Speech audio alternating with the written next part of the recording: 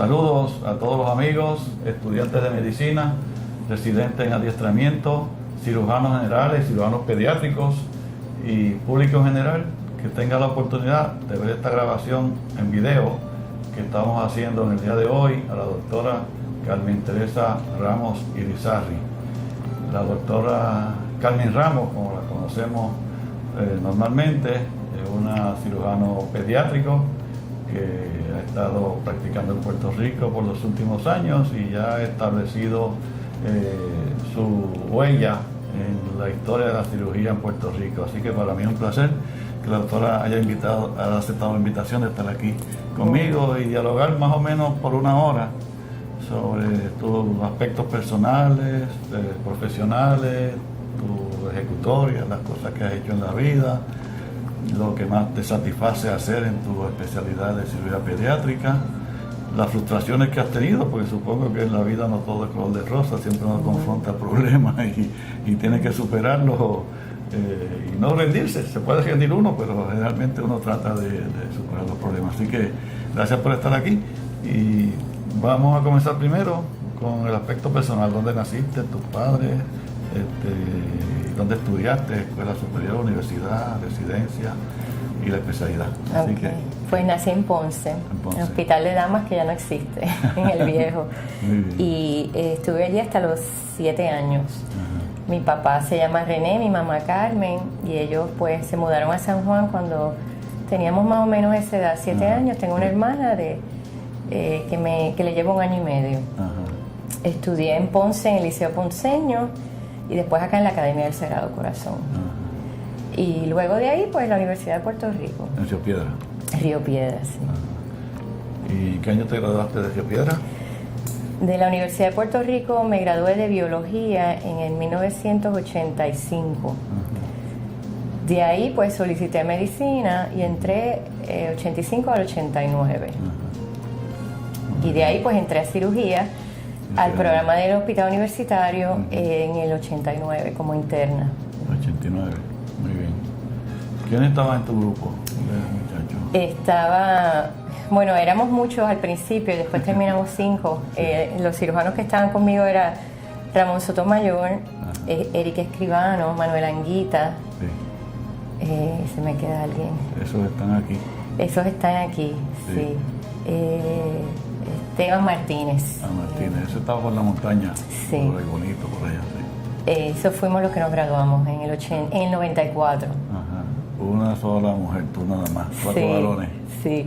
En tercer año yo me fui a Boston, porque había una oportunidad de hacer una rotación de 1 año en el Boston Children's. Y yo tenía una curiosidad grande por cirugía pediátrica, así que me pedí permiso, me dijeron que por qué me iba para allá, yo quería exponerme algo nuevo y estuve 1 año allá en Boston, regresé entonces a 4º año. Ok, muy bien. Terminaste en el 89, entonces después de ahí haces pediatría quirúrgica. Después de ahí solicito para cirugía pediátrica en el 93, porque había que hacer un match 2 años antes y no me aceptan. Por venir de Puerto Rico no se conocía ni el programa muy claro. Así es que me ofrecen trabajo en la Universidad de New Mexico, en Albuquerque, como instructora de cirugía.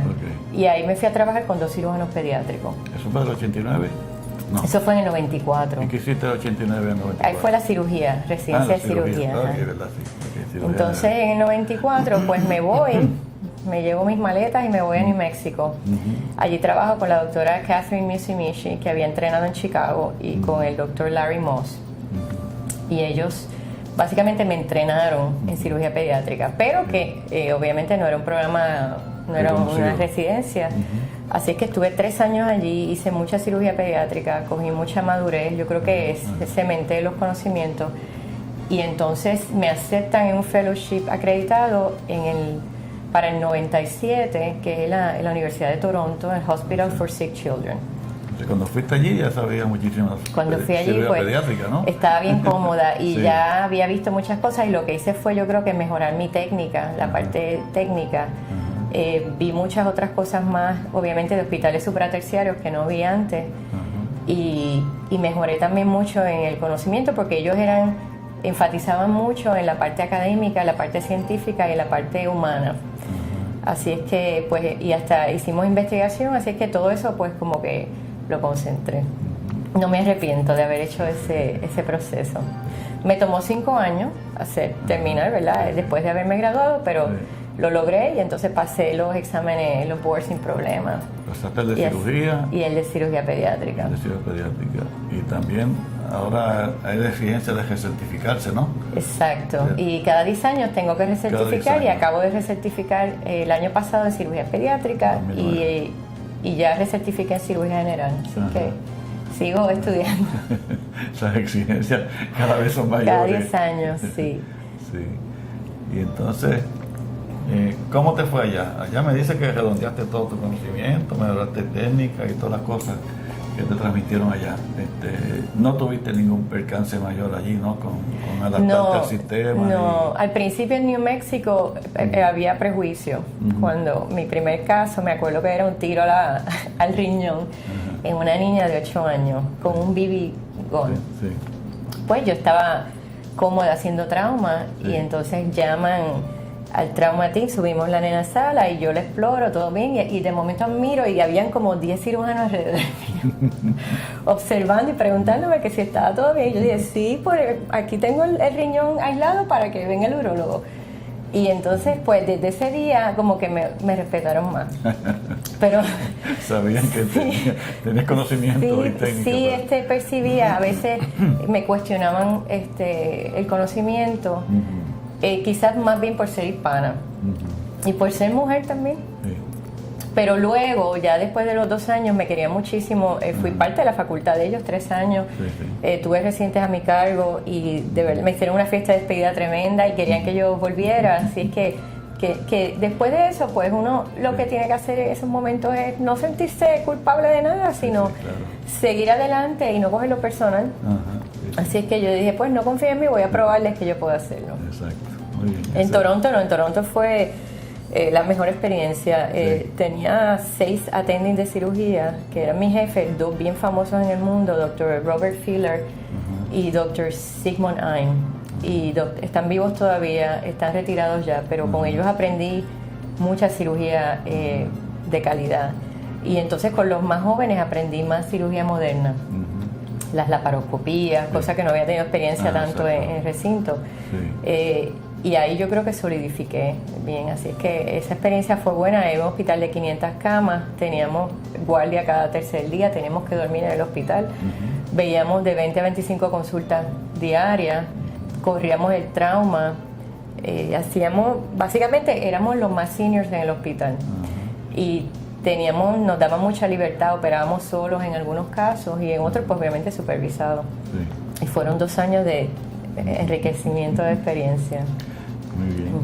¿Y allí también tuviste oportunidad de hacer investigación clínica? En Nuevo México hice investigación clínica, me dieron un premio del CRC y una beca, y entonces hice investigación con neonatos y agentes proinflamatorios buscando enterocolitis necrotizante, y entonces usamos unos modelos de ratones en que le inyectábamos Platelet Activating Factor, PAF, al peritoneo y creamos un modelo como si fuera enterocolitis necrotizante. Los matábamos, le hacíamos necropsia y sacábamos intestino y sacábamos una serie de marcadores. Eso se llegó a publicar.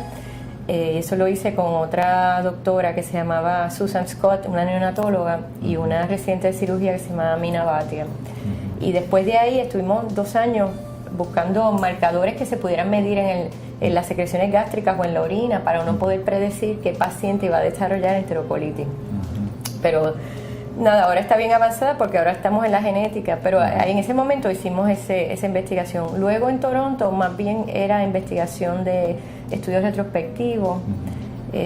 Y a mí siempre me ha gustado la investigación, que por cierto ahora acabé una maestría en investigación clínica que hice en el recinto, porque me sentía incompleta. Hacía investigación pero no me sentía que tenía todas las destrezas, especialmente la estadística, y ahora pues con la maestría lo completé. Sí, ¿Tuviste 1 año o 2 ahora? 2 años. Es un programa que es auspiciado por la Escuela de Medicina y por la Escuela de Profesiones de la Salud, dirigido por la doctora Estela Estapé y el doctor Walter Frontera. Y ellos auspician 5 o 6 estudiantes, a mí me salió gratis, o sea que por ser ad honorem, estar asociada ad honorem, sí. Y entonces son 2 años, un año bien intenso de curso y entonces el otro año para hacer la investigación. ¿Y yo la hice de noche? De noche. De noche todo. De noche por las tardes. Además de trabajar, pues lo hice. Ajá. Pero, porque es que en Nuevo México y en Toronto, pues veía que era importante la investigación, porque uno como médico a veces hace las cosas porque te dicen, la hemos hecho así, o así lo dice el libro, pero es bueno ir al bench, ¿verdad? Al laboratorio y uno mismo probarlo y buscar y encuentras 1000 otras cosas. Así es que en Toronto más bien lo que hice fue estudio retrospectivo, porque no nos daba mucho tiempo para hacer investigación clínica.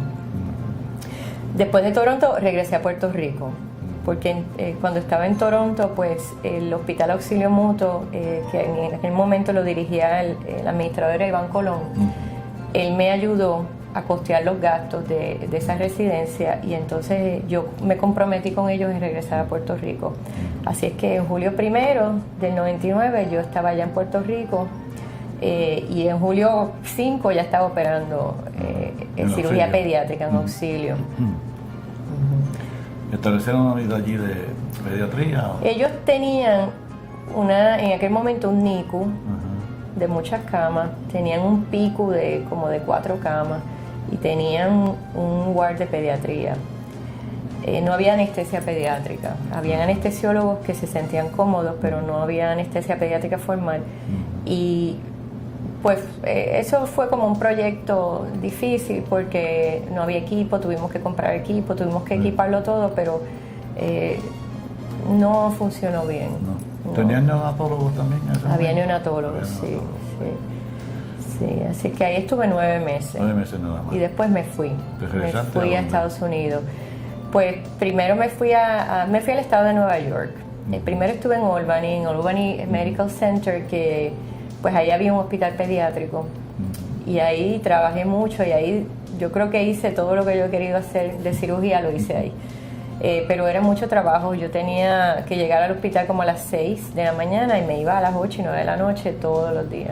Como attending. Como attending. Y tenía un partner que era un señor mayorcito y pues él muchas veces me dejaba lo de la guardia anterior, me lo dejaba, así que estuve 14 meses en ese proyecto y estaba agotada. Entonces mis amigos de abajo de la ciudad de Nueva York un día me contactan y me dicen que estaban buscando cirujanos que yo hacía en Albany. Entonces, pues me entrevisté con ellos y me fui a Columbia Presbyterian, Universidad de Columbia en Manhattan, y ahí estuve trabajando con ellos 3 años.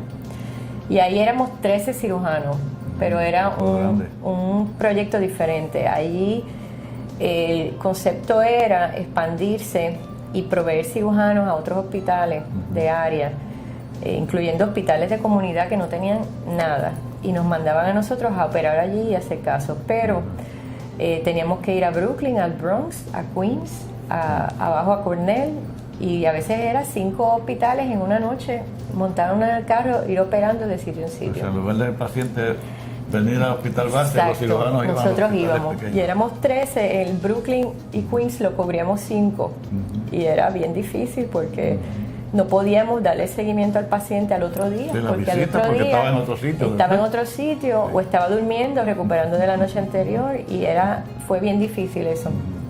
Pero obviamente era un prestigio ser de la Universidad de Columbia, teníamos buenos beneficios, aparte de que también vi otras cosas que uno siempre sigue, en cirugía pediátrica uno siempre sigue encontrando cosas nuevas, nunca es aburrido. Pero el grupo se empezó a desintegrar porque estábamos cansados todos, de mal humor, agotados, y pues empezamos a irnos poco a poco. Yo fui la quinta que me fui, pero se empezaron a ir a Hopkins, otros a Boston, a New Jersey, porque no podíamos más. ¿En qué año más. te fuiste de allí? En el 90, eso fue del 2000 al 2001 al 2004. Pues todavía no había empezado la reducción en horas de trabajo de los residentes, que fue en el 2004 precisamente, el 2003, y los attending estaban trabajando muchísimas más horas, ¿no? Sí, y es interesante que no hay regulaciones. Yo me acuerdo un día, yo operé 8 casos desde un viernes por la tarde y llegué a mi casa el sábado por la mañana exhausta y estaba de guardia hasta el lunes. Y yo decía, nadie está regulándome como yo me siento. Y así estábamos mucho tiempo. Pues de ahí, como el grupo se desbanda, pues yo dije, a mí me gusta Nueva York y entonces consigo trabajo en Montefiore, que es en el Bronx, y cubríamos solamente el Bronx. Y era un hospital nuevo, con mucha facilidad, un hospital que donaron 60 millones unas señoras del Bronx, porque dijeron, los niños del Bronx no tienen hospitales. Ellas donaron y hicieron un tremendo hospital.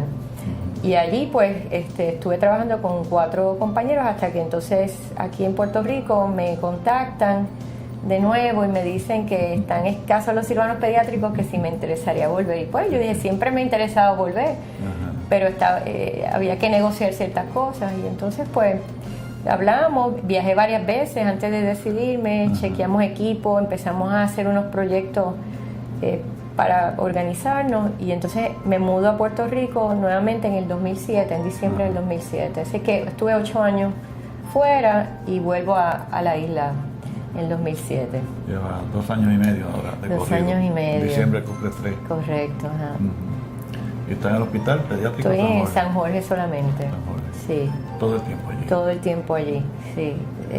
Estoy de jefa de cirugía pediátrica y hay un cirujano pediátrico que es el doctor Segundo, que cubre los miércoles las guardias, y él opera allí casi todo electivo los miércoles y un fin de semana al mes. Y hay una doctora que es una cirujana general, Ana Suárez.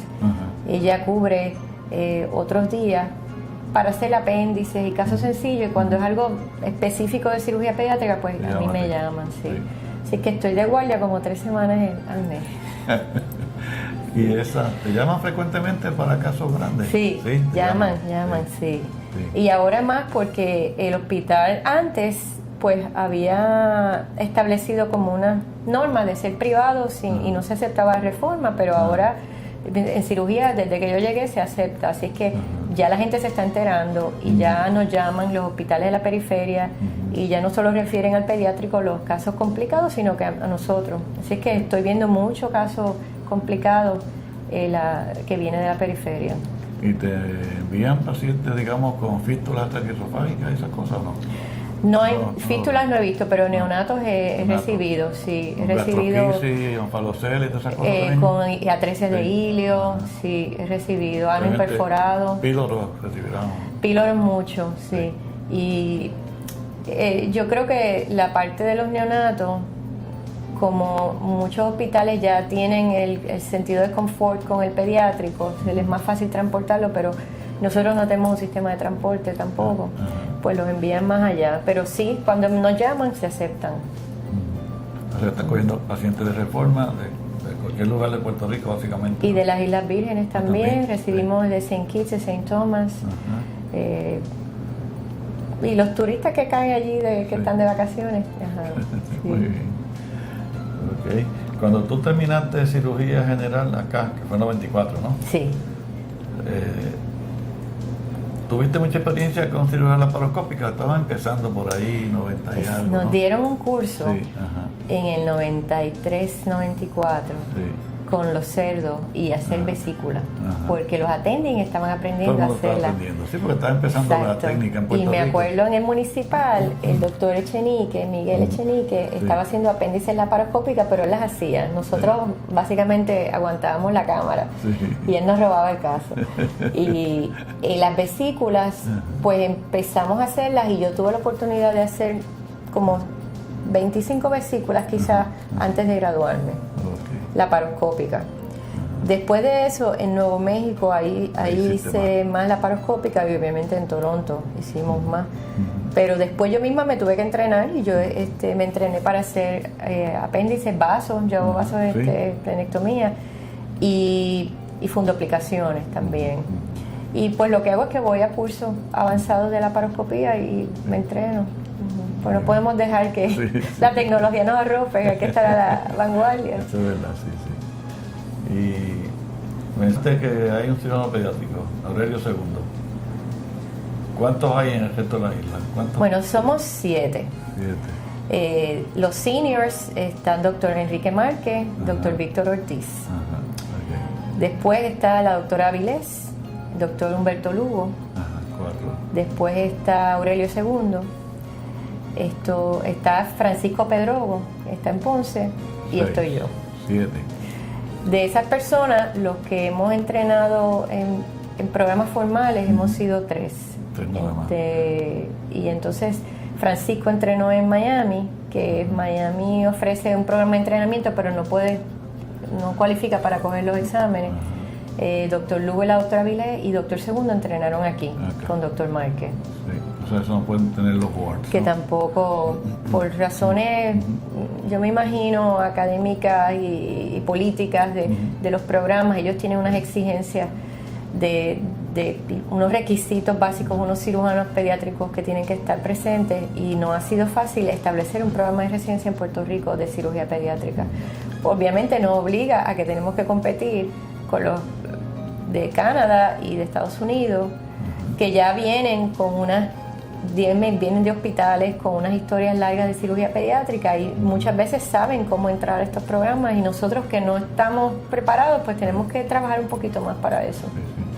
Sí. ¿Y cuántos programas hay en Estados Unidos y Canadá? Son pocos, ¿no? Son como 30. Todavía un club más o menos Son como exclusivo. 30, y usualmente lo que yo veo en los reportes es que como 90 personas solicitan cada año, y de esos cogen 30.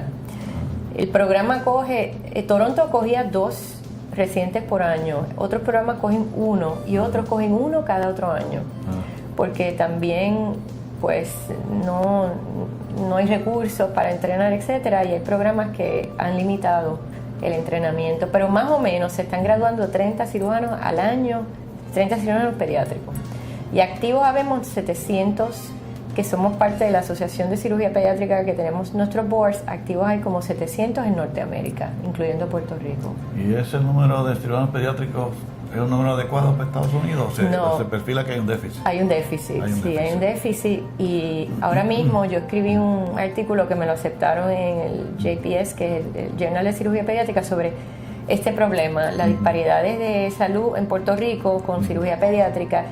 Y ellos mismos me comentan en sus críticas que es un artículo importante porque demuestra lo que le está pasando a ellos también. En las conferencias se habla lo mismo, que no tenemos suficiente manpower, que se están entrenando menos personas. Y los que están trabajando tienen edades que ya están a punto de retirarse y no se pueden retirar tampoco porque no hay nadie que cubra. Y eso lo estamos viendo en Puerto Rico también.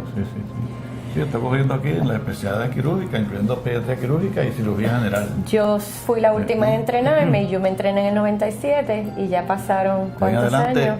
Nadie más se ha entrenado. ¿Ningún otro médico puertorriqueño que se haya adiestrado en Estados Unidos? No. Conocí en Estados Unidos, en Nueva York, 2 residentes que tenían raíces puertorriqueñas. No habían nacido aquí, pero tenían contacto.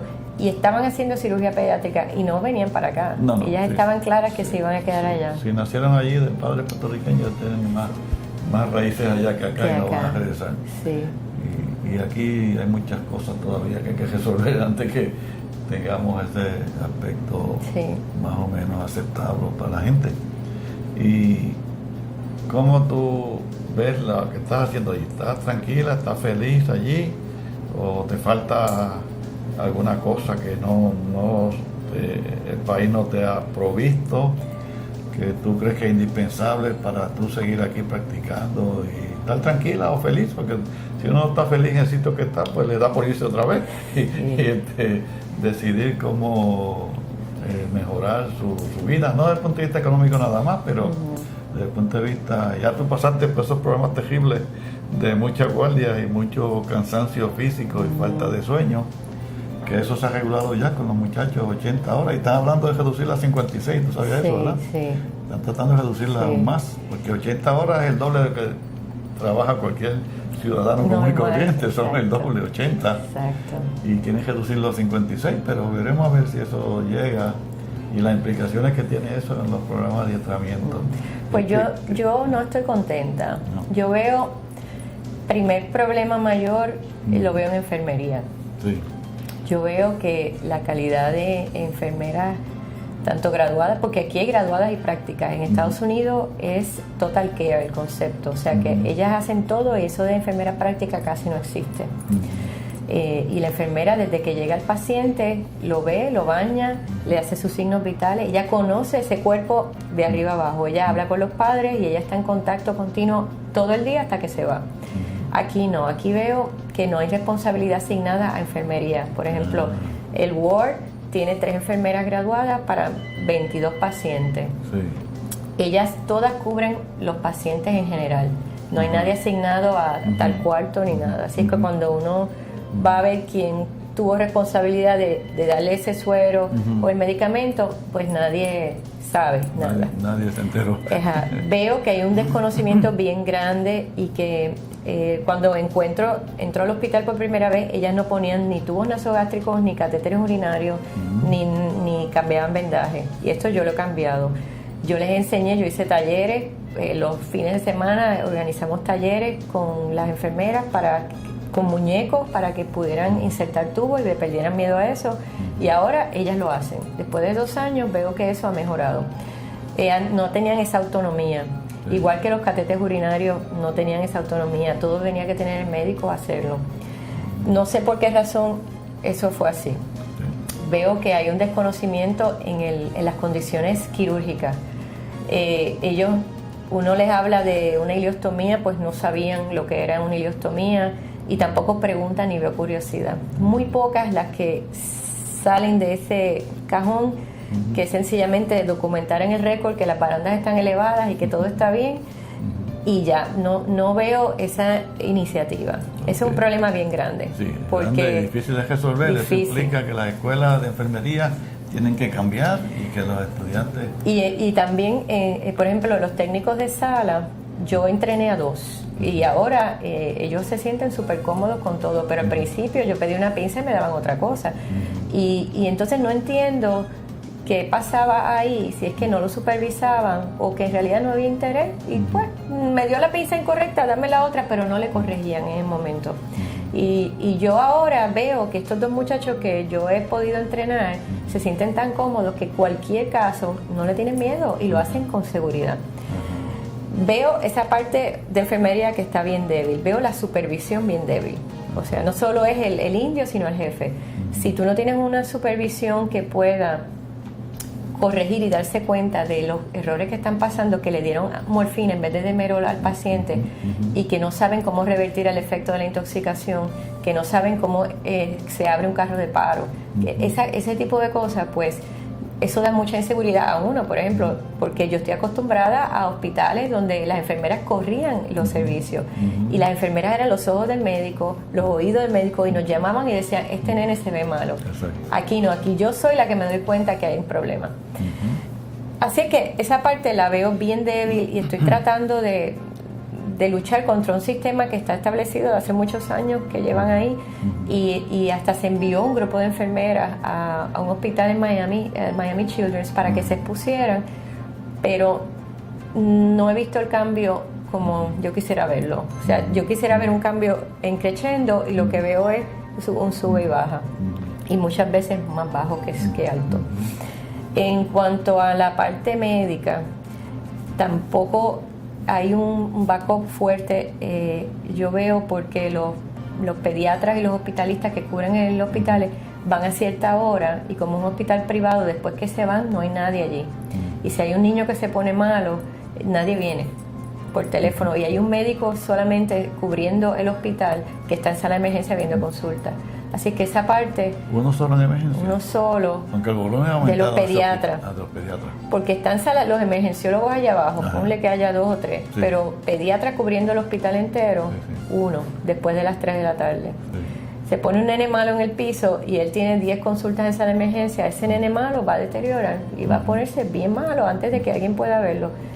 Así es que quizá hay falta de personal médico también, o quizá necesitemos hospitalistas o internos o residentes o algo más que puedan ayudar, porque es una carga alta de trabajo.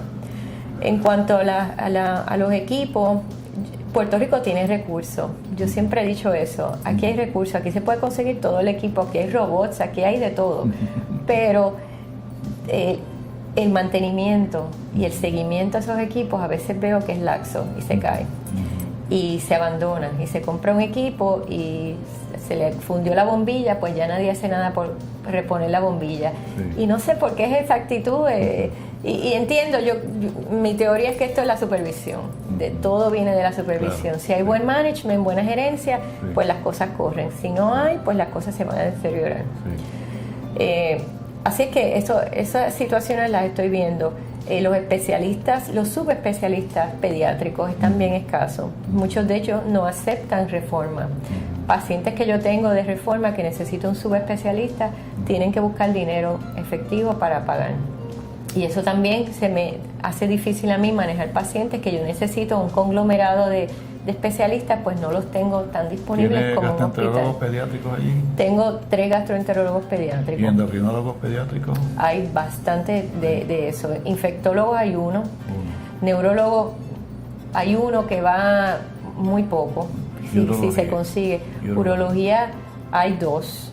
Pero tampoco hay programa de guardia, o sea que... Es si lo consigue. Si los consigue. Otorrino hay 2, pero si los consigue. No hay que programar. El único servicio que tiene programa de guardia es cirugía pediátrica. Nadie más tiene un programa de guardia. ¿Y tú estás viendo allí trauma también? ¿Te llegan pacientes accidentados o poquito? No, mucho? no lo llevan. No lo llevan. No lo Van para llevan. centro Van al médico, centro pediátrico. médico. Sí. Sí. Ok. Yo estoy preparada, pero el problema es que ahí no hay banco de sangre. Ah, sí. Y si llega un trauma que necesite sangre, sí. vamos a tener problemas. Así es que no lo llevan. Sí. Muy bien. Esos son los problemas serios que mencionas allí. Y es todo básicamente educación, currículo de escuela de enfermería. Oye, pero es extraño que las graduadas no manejen la destreza de pasar un tubo nasogástrico o insertar una sonda a la vejiga. Eso es extraño. Ajá. Porque eso realmente se aprende en las escuelas. Igual que las líneas centrales. Solamente antes de yo llegar, las líneas centrales estaban en oncología. Ajá. Eran líneas de cáncer. Sí. Pero sabemos que las líneas centrales las usamos en cirugía claro, para todo. claro. Nutrición, cuando el paciente no tiene acceso. Y no sabían, usaban sin guantes, destapaban, dejaban los caps abiertos. Y todo eso lo hemos ido trabajando. Pero se trabaja, vemos un poquito de mejoría y volvemos para atrás. El cambio de enfermería, el turnover, es alto, grande. sí, Eso es grande. te atrasa la cosa. Se Porque después atrasa. adiestras a alguna y le enseñas cosas y te las cambian, se van para el hospital. Exacto. Pues vuelves a Sí. back to basics. Exacto. Entonces los talleres que dimos el año pasado pues ya no aplican, hay que Sí. dárselos de nuevo. Sí, sí. Y ese es un problema grande. Sí. Sí. Ok. Y las cosas positivas que sí ves allí en el hospital. Me dijiste que equipos no tienes problemas. Si tú necesitas equipo, lo pides y te lo Sí, consigues, la ¿no? parte administrativa me Sí. ha dado mucho apoyo. Sí. Y nosotros modernizamos básicamente aquello, tenemos todos los equipos laparoscópicos, la torre moderna, Sí. tenemos todas las grapas, todo Sí, eso que sí. se usa, ¿verdad? Que ellos antes no conocían, Ajá. pues eso lo tenemos. Positivo que yo veo es que hay muchas veces, hay algunos médicos, es un grupo pequeño, pero hay un grupo que sí quiere que haya cambio, y con esas personas pues es que uno trabaja mejor. Se trajo una doctora nueva de emergencióloga pediátrica, Ajá. y ella ha estado tratando de hacer cambios a la emergencia que han sido bien positivos. Hemos visto positivo también que tengo buena anestesia, muy buena Sí. anestesia. Tengo 2 compañeros anestesiólogos que aunque no tienen entrenamiento formal, pero ellos Mucha experiencia. tienen mucha experiencia y son excelentes. Y la parte de enfermería, aunque sí veo a veces apatía en algunas personas, pero hay un grupo que le da mucho amor al paciente y se identifican con el paciente, y yo les explico los casos de antemano y nos reunimos y ellos van y saludan al paciente y se presentan y se sienten que son parte del equipo, y eso a mí me gusta. Así que ahí pues la pasamos bien. Sí. En esa parte. Muy bien. Y mira, tú tienes otra cosa, otra participación en el ejército. Es extraño para una cirujana, pero tú ¿estás todavía? Estoy todavía. Yo me uní al Army, la reserva, en el 89, ¿Y qué te motivó para hacer 1989. eso? Pues porque estábamos en cirugía general y ellos fueron a reclutar cirujanos y nos ofrecieron que íbamos a tener unas oportunidades de viajar y de exponernos a la parte militar, a tener otros conocimientos, así es que éramos un grupo grande y nos metimos mucho. Entre ellos el doctor Rafael Rodríguez, que ahora es el rector interino de la escuela. Y entonces, pues, cuando estaba en residencia no teníamos que hacer nada activo excepto ponernos el uniforme en veteranos cuando íbamos al hospital por 2 semanas, y ese era nuestro drill anual. Una vez me fui de ahí, pues ya tenía que hacer drills una vez al año de 2 semanas. Y pues cuando se activa la guerra en Irak, ahora en el 2003, pues yo estaba en Landstuhl, en Alemania, haciendo mi drill regular de 2 semanas. Y ahí me piden que si me puedo quedar porque va a haber guerra. Y entonces lo que tenía de compañeros era del Air Force. Y todos los del Army se los llevaron para Irak. Esos se fueron en 2 días. Y yo me quedé con 2 compañeros del Air Force a correr la base de Landstuhl como cirujana general. Y empezaron a llegar los soldados y entonces llegaban 2 veces al día. Llegaban en los aviones del Air Force a la base de Ramstein y de ahí los llevaban en ambulancia a Landstuhl. Landstuhl era un hospital que era de 150 camas regularmente, pero lo hacían de 500 camas cuando había esto. Así que ellos lo transforman. Es increíble en el poco tiempo como de momento eso crece y se transforman muchas camas. Teníamos buenas salas de operaciones, grandes, muy incómodas y mucho personal. Muchos reservistas de enfermería y anestesia. Entonces los aviones llegaban a las 10 de la mañana y a las 2 de la mañana. Y ahí pues nos dividíamos y casi siempre los más malos llegaban a las 2 de la mañana. Y entonces pues nos asignábamos, venían como de 6 a 10 pacientes, pero críticamente enfermos venían como 5, intubados, habían sido operados ya en el campo, en la primera unidad, y entonces el récord médico lo tenían escrito en el cuerpo. Lo que hacían era que, por ejemplo, escribían laceración de hígado por 2, colon perforado por 3, sutura acá, arteria ilíaca ligada, y todo lo escribían en negro en las barrigas. Cuestión de que cuando miráramos, ahí es porque no había papel, no había nada, y en las piernas, así en los muslos, escrito todo, así estaba escrito. Entonces, pues... Eso había que intervenirlo. Había todo, que, ¿no? exacto. Entonces uno leía y veía y chequeaba todo y volvíamos a sala, aunque a lavar barriga o a explorar. Yo tuve uno que se lo perforaron y no pudo salir del área por 2 días porque había una tormenta de arena y estaba un marine en helicóptero. Cuando lo sacan, pues me llegó saliendo por la herida, pseudomonas, aquello era, entonces ese tenía perforaciones de colon que ellos habían reparado y habían metido para adentro, no había nada más, así es que le tuvimos que resecar, colostomía y todo. Había casos bien serios como jóvenes que habían perdido las 2 extremidades de arriba, las piernas y los brazos, y llegaba el cuerpito. Bien difícil porque son personas bien jóvenes y 19, 20 años y parecían niños, regresan era una etapa bien triste. Teníamos un teléfono que era el teléfono que llamábamos directo a Estados Unidos, así que cuando ellos llegaban, yo llevaba mi teléfono y llamaba a la mamá o al papá y ellos me decían, llámate a mi hermana o no llames a mi mamá o llama a quien sea. Entonces yo le ponía a hablar para que ellos pudieran comunicarse. Ahí estuve 5 semanas en eso. Después de ahí llego a Nueva York y pienso que ya estoy libre y me llaman otra vez a Augusta, Georgia, a Eisenhower. Y ahí vuelvo en el 2003, 3 meses, ahí estuve, 90 días. ¿Y ahí también recibían? Ahí recibíamos, pero ya no tanto. Ahí era más cirugía general de lo común. Seno, tiroides, vascular, todo lo que los cirujanos de allí hacían, pues como se habían ido todos, pues me tocaba a mí. Así que allí hice tiroides, allí hice seno, allí hice todo lo que es cirugía general. Muy poco pediátrico. porque había un hospital pediátrico y aunque yo fui y conocí a los cirujanos pediátricos, pero no había en realidad casos militares pediátricos.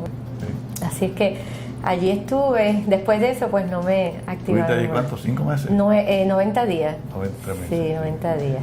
Bueno, esa fue la última experiencia militar. Esa fue la última activa, sí. Después de eso me llamaron, pero yo estaba en Nueva York y estábamos con bien poco personal y yo pedí que por favor que no podía irme porque no me podía dejar, se iba a quedar en el hospital sin cirujano, así que me perdonaron esa, sí. Así que ahora estoy inactiva. Sí. ¿Y el rango que tienes ahora? Teniente coronel. Teniente coronel del Army. Del Army, sí. Muy bien. Sí. ¿No tiene que ir a ejercicios militares ahora? No, ahora no. Estoy lo que se llama IRR, Individual Ready Reserve. Estoy como individuo aparte. Ajá. Y está el AM y IIR, que son pues personas solitas, no, porque no pertenezco a una base asignada. Aunque mi base, si fuera a hacerlo sería en Bavaria, en Europa. ¿Sí? Esa sería mi unidad, pero está tranquilo todo ahora. A menos que haya un desastre mundial, no te vas a reclutar. No te vas a llamar y te vas a dejar tranquilo. Yo espero poder terminar sin mover. Sí, porque fue una experiencia, fue buena. Sí, obviamente es diferente y es bien única, pero yo vi mucho dolor y yo vi que los soldados no son tratados bien en el ejército. Sí. No médicamente, sino Exacto, la parte médica se da, pero la parte sí, y a veces ellos mismos me decían, no me envíes más para allá, mira a ver cómo haces, y obviamente uno no puede hacer nada, pero... Sí, son heridas leves. Pero ellos me contaban cómo ellos, pues, jovencitos, bueno, en uno de esos ataques había un joven de 17 años que solo cogió 6 meses de training de Marine y ya lo tenían guiando el tanque, y esos fueron los que sufrieron más en uno de los ataques. O sea que muchos de ellos pues me decían que no les gustaba la guerra, que estaban allí pues por las razones que fueran, pero no disfrutaban eso. Otros no, otros decían, arréglame la hernia que yo vuelvo para allá. Y era cómico ver esa discrepancia. Veía también mujeres que venían de África con biopsias de seno, para hacerle biopsia de seno, porque no tenían, o sea, nuestro hospital era el centro de toda Europa y África. Pero americanos destacadas en África. Exacto, americanas. Están allá, sí, militares, sí. Sí. Que venían a cirugía a Alemania. A que le hiciéramos biopsia y ahí se quedaban con la biopsia. Cuando teníamos patologías, si no había nada malo, se volvían para allá. Y tú me mencionaste de los niños participando en la guerra también. Niños. Sí, los soldados, pues nosotros éramos como unos sacerdotes, ellos nos decían todo. Y ellos me cuentan que en una de las invasiones, de las primeras, cuando ellos van a buscar cadáveres a la ciudad de Nasiria, pues pasan por un puente y pues estaban ellos como un poco descuidados porque lo que habían eran niños con sus batas jugando en el puente, pero resulta que cuando ya van a mitad de puente esos nenes tenían las bazucas y los RPGs y ellos fueron los que disparan y ahí murieron muchos y quedaron muchos heridos que fueron los que nos llegaron a nosotros y niños y mujeres. Sí. O sea que era triste, ¿verdad?, oír esas historias porque pues ellos no esperaban que niños estuvieran atacando o mujeres estuvieran atacando. Sí. Y ese fue el primer engaño que les dieron. Sí. Eso pasa en las guerras. Por eso los militares a veces los acusan de ser muy agresivos o sádicos cuando atacan niños, pero hay de todo, es una guerra, una guerra. Sí. Y si hay una cuestión como estos grupos que son bien fanáticos, que van para el cielo supuestamente a morir, ¿no? Veremos a ver. Sí. Y entonces, ¿qué tú crees que te falta por hacer? ¿Cuáles son tus planes futuros, inmediatos o más lejanos? ¿Qué tú quieres hacer? Pues a mí me encanta enseñar. Sí. Y yo cuando estuve en Canadá y en Nueva York, en Estados Unidos, pues siempre tuve residentes a mi cargo y siempre me enorgullecía ver cómo ellos iban creciendo desde el primer día de la rotación hasta el final, cuánto habían aprendido y cómo eran sus destrezas, cómo habían mejorado, y me sentía que yo había aportado en eso.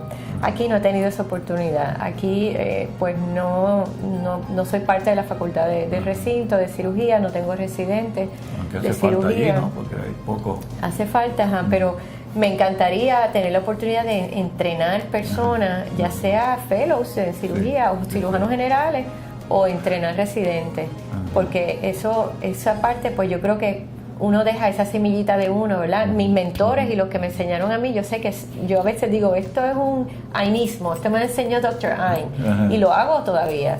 Y yo sé que va a haber gente que van a decir, esto me lo enseñó Carmen Ramos, y de ahí siempre lo hago. Y yo quisiera pues que transmitir, porque yo entiendo que puedo aportar mucho. Esa es una, me gustaría enseñar eso. Me gustaría participar en programas de educación, y ahora mismo estoy en proyecto de escribir un libro para los padres de niños que van a hacer cirugía y que van a pasar por cirugía, para que entiendan el proceso, porque yo creo que aquí no hay mucha educación y los ponen allí y le dicen, espera aquí, te vamos a operar a tal hora, no los orientan, ellos no saben lo que pasa.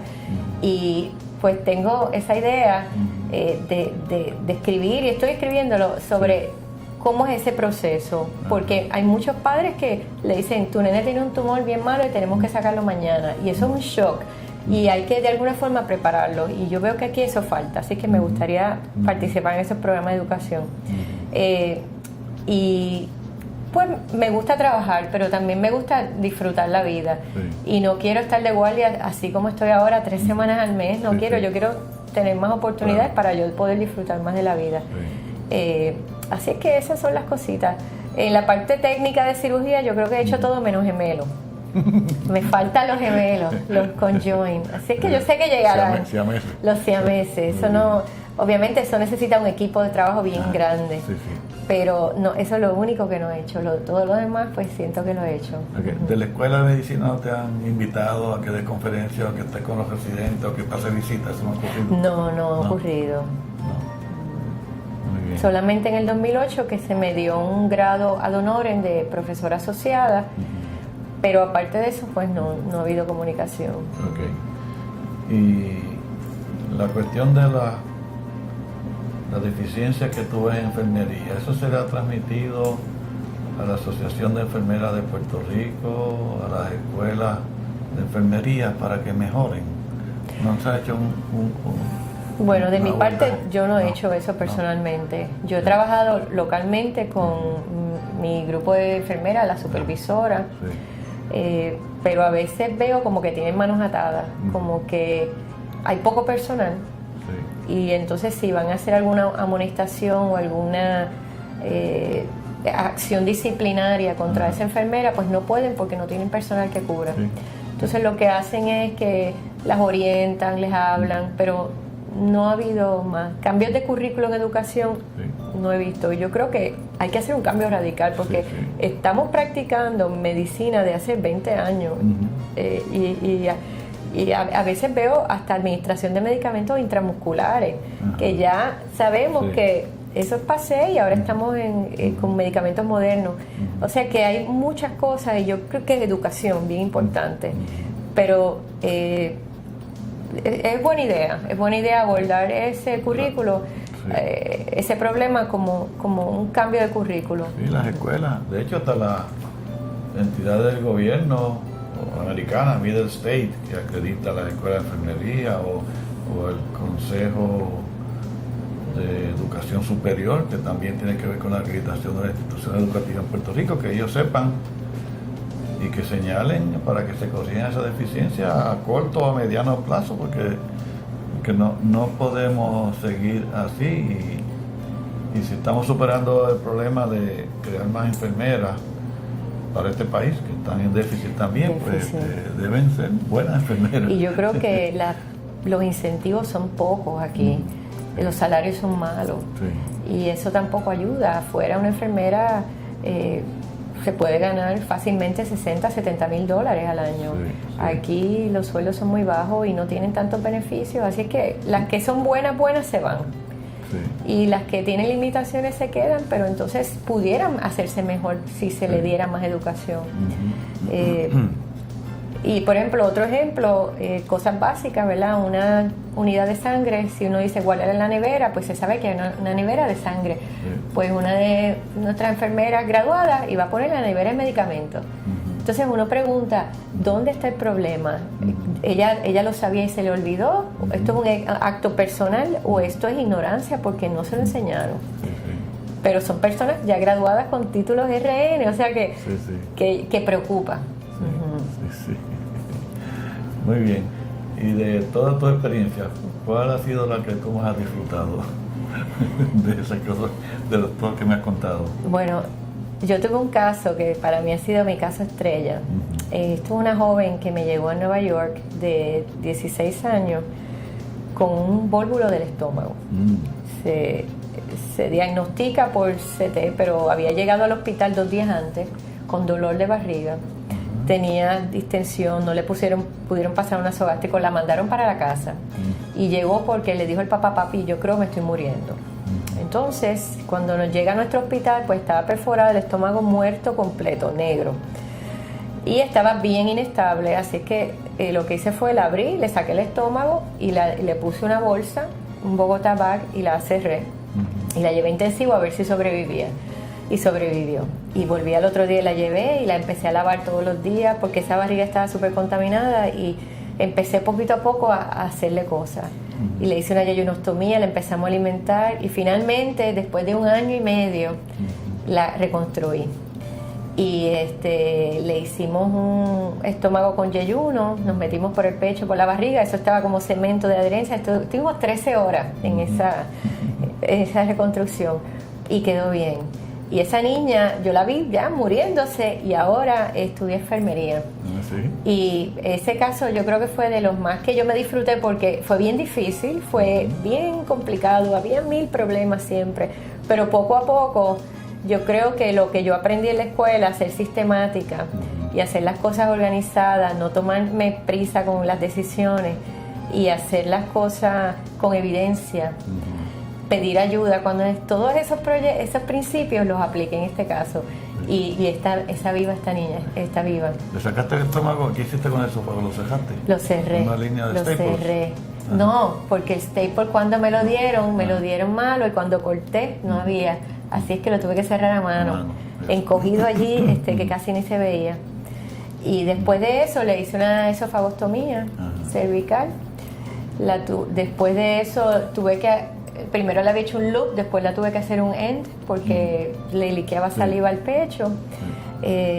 Y poco a poco la fuimos llevando. Fui a coger un curso de torácica, me fui a refrescar en Boston, un curso de torácica, y llevé ese caso como un ejemplo, y entonces me dieron ideas y me dieron más o menos. Sé que yo fui bien preparada a reconstruirla. Tenía una cirujana plástica stand-by por si tenía que hacerle un jejunal graft aquí libre.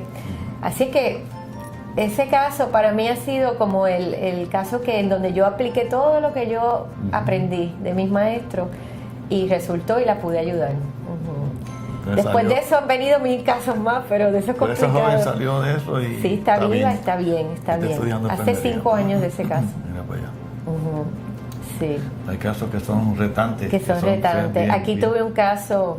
Yo me disfruto esos casos, lo que le llamamos los bolletes. Yo me los disfruto porque me hacen pensar mucho y obviamente no puedo hacer las cosas normales. Hay que improvisar a veces o pensar plan A, B y C. Tuve un nene que vino de Vieques que tenía dolor de barriga, vómitos y diarrea, y lo tildaron de que estaba anoréxico y que estaba loco. Lo mandaron al Panamericano, séptico del Panamericano a Menonita. Menonita nos llega a San Jorge una semana después del evento, perforado con enfermedad de Crohn sin diagnosticar, una peritonitis feculenta, una cosa bárbara. Y ese también fue bien difícil, tuvimos que dejarlo abierto y hacer 1000 malabares con él, pero ese está vivo también y está con su ileostomía por ahí, pero está bien. La enfermedad de Crohn, cuando tú te adiestrabas, era extraña, ¿no? Aquí en Puerto Rico, pero en Estados Unidos vi mucha, y en Canadá vi mucha. ¿Y aquí está aumentando la incidencia? Aquí ¿Tú crees que sí, yo creo que está aumentando, sí. Yo ahora mismo tengo como 10 pacientes de Crohn. Y tengo niños pequeños con enfermedad perianal, de 7 y 8 años. Así están presentando, como un 40% presenta así. Así, yo creo que sí que está aumentando. ¿Por qué razón? Si es ambiental, si es mezcla de genética o dieta, no sabemos. Muy bien. Sí. Y la prestación de servicios de salud, ¿qué problemas tú percibes? ¿O es que el país está bueno? ¿Hay que arreglar algunas cosas? ¿Cómo tú piensas? Pues yo vine de un sistema socializado. Yo me entrené en Canadá. Yo viví eso y a mí me gustó. A mí me operaron allá. y yo solo pagué $3.75 por la cuenta del teléfono. Todo lo demás, cero, no pagué. Yo viví esa experiencia como proveedora porque nosotros proveíamos servicios a los niños, así que no había conflicto allí de tiempo y tampoco tiempos de espera largos. Aquí en Puerto Rico había un problema bien serio porque obviamente los planes médicos controlan mucho lo que el médico hace. Y aquí yo me siento a veces con las manos atadas cuando llega un paciente que yo necesito hacerle un workup de cáncer y me dicen que es reforma, que no puede, ese hospital no acepta eso y tengo que mandarlo a otro sitio donde va a ser un estudio subóptimo y yo tengo que entonces tomar decisiones basadas en estudios subóptimos. Hay veces que hay que admitir pacientes por las razones que sea y hay que estar justificando y llamando a personas que están al otro lado del teléfono y ni tan siquiera han cogido en un cuchillo alguna vez un bisturí, ¿verdad? Y saben de lo que estamos hablando. He tenido paciencia con esas personas y lo que hago es que escribo cartas y le mando literatura y le mando copias de por qué yo quiero hacer esto y con eso he tenido suerte, pero obviamente eso me roba tiempo a mí, me tengo que sentar a escribir, a buscar literatura para mandar eso. Porque sé que si no se pone a discutir por teléfono con ellos, no, se va a trancar la cosa. Entiendo que el sistema de salud que está ahora está bien deteriorado y hay que hacer un cambio bien radical. En Nueva York teníamos un programa que se llamaba No Child Left Behind, que era para escuelas y también para el seguro. O sea, ningún niño iba a perder educación. Todo niño que no tuviera seguro, aunque fuera de inmigrante y no tuvieran papeles, iban a poder ir a la escuela y podían tener seguro médico. Y eso pues funcionaba bien obviamente porque la salud de los niños, si no hay salud en los niños, van a crecer adultos enfermos. Así es que yo entiendo que aquí hay que hacer una reestructuración bien grande. Los médicos proveedores están inconformes con lo que los planes médicos reembolsan. Es bien distinto a lo que se reembolsa en Estados Unidos. Yo viví en Estados Unidos 8 años y sé las diferencias pagos. Y yo creo que este concepto del médico primario que esté dirigiendo la operación con los sentidos de la reforma no nos está ayudando porque atrasan mucho, atrasan. Y aquí en Puerto Rico he visto mucha enfermedad avanzada, muchísima. Y yo cuento a mis compañeros en Estados Unidos y Canadá y ellos dicen, yo nunca he visto eso. Y digo, pues, esto es lo que yo veo aquí. Por atraso, por negligencia médica. Así es que yo voto por un sistema socializado. ¿Como el de Canadá? Como el de Canadá, sí. Yo entiendo que eso es una forma viable. De alguna forma hay que sacar el dinero entonces para cubrir esos gastos, pero allí te daban una tarjetita y con esa tarjetita se pasaba, era como una tarjeta de crédito y con eso se hacía todo. Sí. Ese sistema lo han criticado mucho, particularmente el sistema capitalista de Estados Unidos y de aquí también. Pero aparentemente funciona bien. Hay quejas allá también. Yo digo que ningún país tiene un sistema infalible, ¿no? Todos tienen algunos problemas. Allá dicen que algunos cruzan la frontera para Estados Unidos, los ricos, que no quieren hacer filas y eso cuánto. Sin embargo, las estadísticas de Canadá son comparables o hasta mejores que las de Estados Unidos, invirtiendo menos per cápita que Estados Unidos y menos que Puerto Rico. Nosotros invertimos aquí una cantidad grandísima por persona y la salud pues no está tan buena como otros países, así que... Y lo otro que yo creo es que se debe hacer mucha medicina preventiva, y aquí no se hace medicina preventiva. Sí. Eso es una crítica que está ocurriendo ahora, aún en las modificaciones que se están haciendo al presente. En el 2010, con el actual gobierno, pues también se dice que no se está incluyendo aspectos de prevención y que estamos realmente reaccionando y tratando enfermos en vez de evitar que se enfermen.